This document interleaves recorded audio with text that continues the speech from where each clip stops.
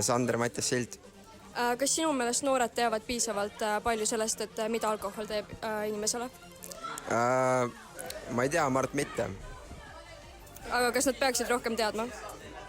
No ikka, jah. Aga mis sa ütleksid siis noortele, kes tahavad esimest korda alkoholi proovida? No pange ikka täiega, jah. Aitäh! Tere, mina olen Alessandra ja siin on Andrus.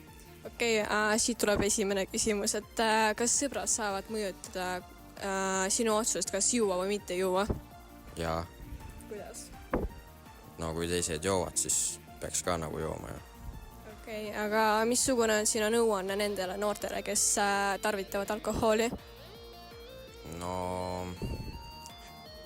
tarvitage mõistlikult, ärge nagu üle liialdage. Okei, aitäh. Okei. Ma olen Victoria ja kellega ma siin olen? Atsiga. Kas sinu meelest sotsiaalmeedia normaliseerib alkoholi tarbimist noorte seas? No eks ikka, jah. Et miks siis? No sellepärast, et nad ütlevad, et see on hea ja kõik joovad ja ostavad ja inimesed müüvad nagu alaealistele. Kas see on sind ka siis mõjutanud? No eks ikka, jah. Aga mis soovitus on noortele? Et ärge jooge, see on halb teile. See on alkohoolik! Aitäh! Alaealisele joomine võib võtta rohkem, kui see annab. Glütserool. Glütserool on värvuseta magusa maitsega siirupitaoline kõrge keemistemperatuuriga vedelik, mis seguneb veega igas vahekorras. Kus kasutatakse glütserooli? Glütserooli kasutatakse näiteks toitudes, jookides, lahusti ja magusainena. Glütserooli kasutatakse ka ravimi ja hügieenitoodete pehmuseks ja niisutamiseks. Kas teadsid, et glütserool takistab vedelike täielikku jäätumist?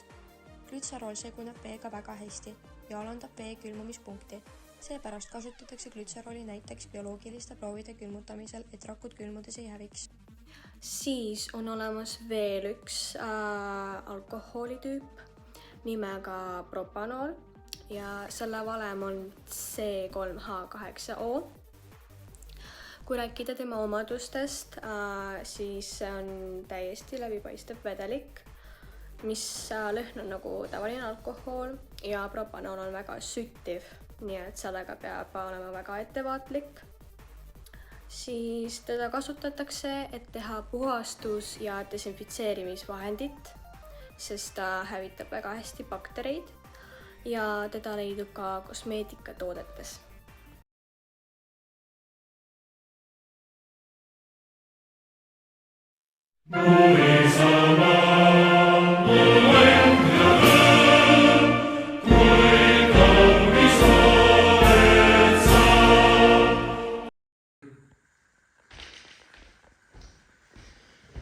YouTube'i rahvas, siin on siis Mati Tati 67 ja siis täna ma teen siis challenge'it, kus ma siis joon alkohole ja ma ei tea, mis alkoholid need on, ma pean siis ära arvama. Alustame siis, millisega võiks alustada? Alustame sellega siin. No nii, maitseme.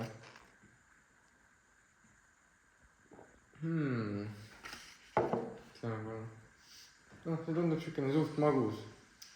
Äkki see on see glütserool. Õige. Nii, võtame siis järgmisena selle.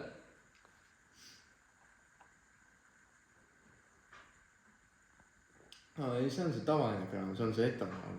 Seda ma tean juba. Jälle õige. See. Aga see on see, propanool, see desinfitseerib minu suud. Ja nüüd on meil siis see järgi, vaatame, mis see on siis.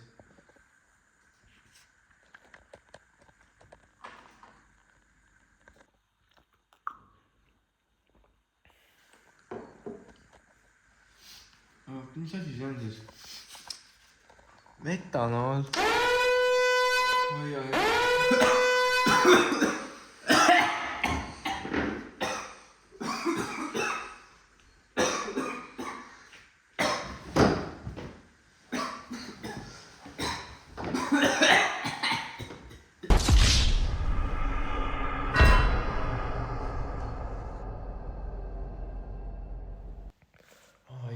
Siis see metanool, see mida kasutatakse kütusena, lahustina, plastide tootmisel.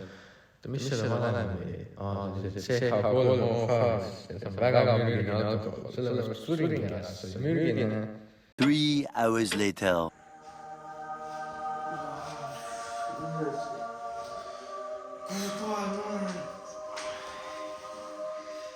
Metanolist ei teinud väga hea mulle.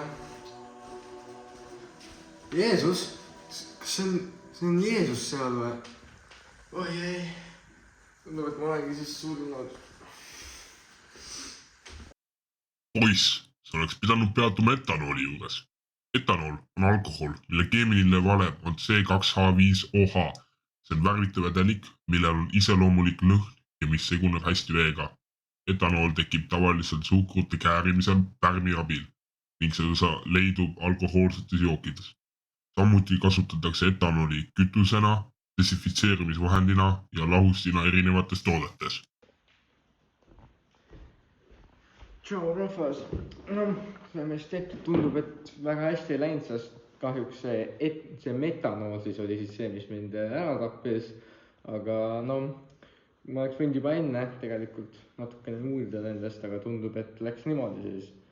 Aga kui te tahate siis veel videoid Mati Tati 67, siis palun likeige ja subscribe'ige. Ma võib-olla teen osa 2 sellest, kuigi noh, nüüd olen ma juba surnud, nii et ma olen kummitus, aga eks näeb. Davai, tšau!